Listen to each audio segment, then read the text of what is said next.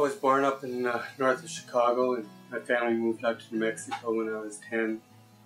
And out there I went to a junior high school and had a shop teacher that taught us metalworking and leatherworking. And found it to be an interesting hobby. My brother and I started making belts and selling them to our friends.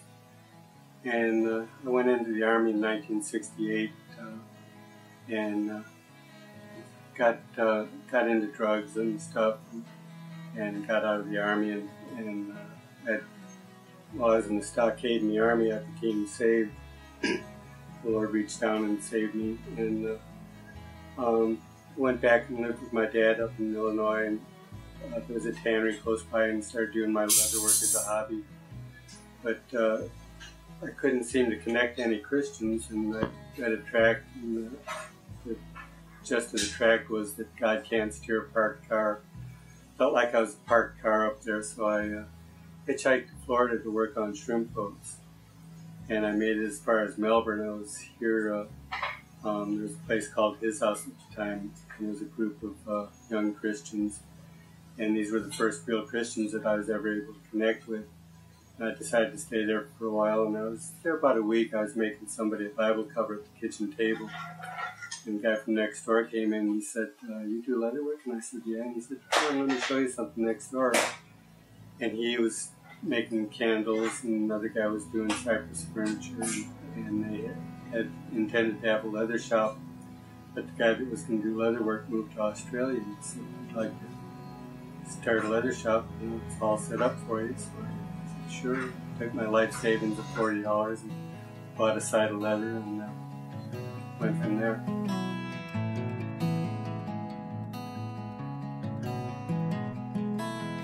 The leather shop idea was just something I fell into. And, the shop was there, and I decided to do it. It seemed like a better thing than working on shrimp boats at the time.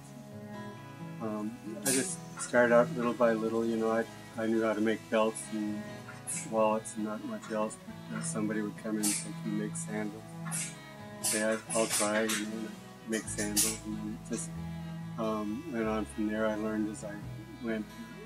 It was in the late 60s, early 70s, so the handmade rough look was in, and I was able to get away with a lot of things that I couldn't get away with now.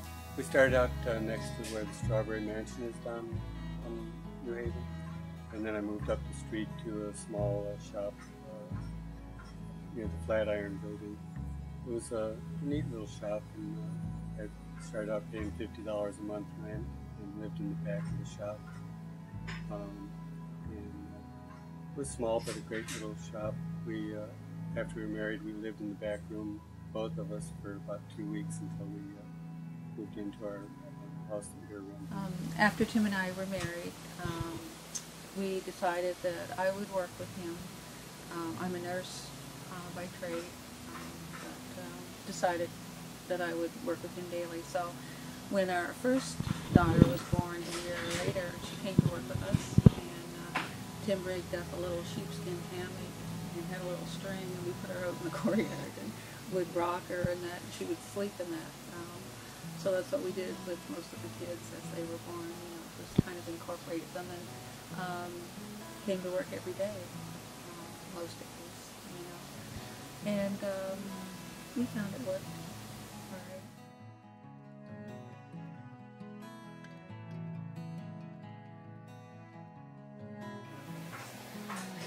So we had been doing leather work in art shows and that type of thing, and one day at an art show, a guy came up to me and asked if I could make 100 leather cases for a heart monitoring machine. I said, "Sure, I'd love to." So I approached them. It was a company called Medicom.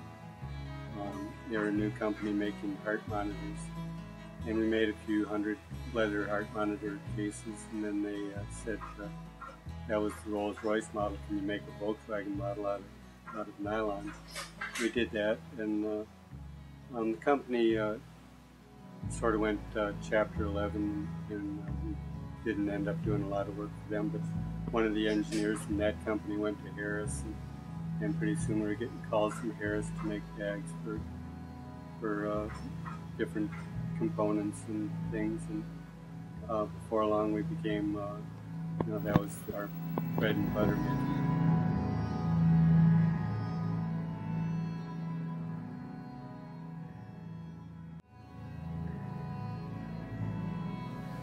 We were making cases for companies like Harris that are they're defense contractors and they do communications equipment. So we'd make cases for computers and different electronics components. Sometimes covers for large antennas.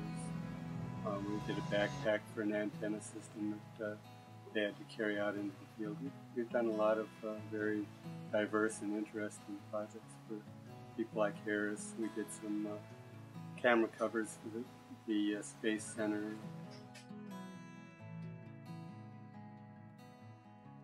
Lunchtime here at Christian Workshop is kind of unique. It started out years ago when we used to cook a pot of beans in our back room, and we'd sit down for lunch. Or we had a bakery right up the road where we could get fresh bread and we'd do sandwiches. We decided that we like eating together with our employees, and it makes it sort of like a family thing. And the beans have been a big hit over the years, my beans and hot sauce. And so we just maintained it even all through the years. Sometimes we mix it up a little bit and have hot dogs or pizza, but beans and my hot sauce are the staple of Christian Workshop.